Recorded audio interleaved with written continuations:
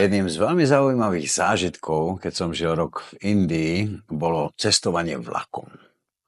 Pamätám si, cestoval som z mesta Goa až do Kalkaty. Poriadny kus, myslím, že 3 dní to boli, čo som cestoval, ale strašne sa mi to páčilo. Za prvé, necestoval som tam, kde boli tí, povedzme, najchudobnejší, kde tam bolo v jednom vagóne narvaných 100 ľudí. Mal som takú malú posteľ, hej, rozkladaciu. Tam som bol s ďalšími 3 ľuďmi.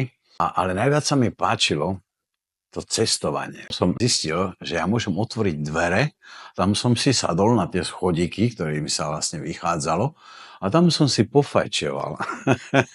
A pozeral som sa na ten kraj, taký zvláštny, taký iný.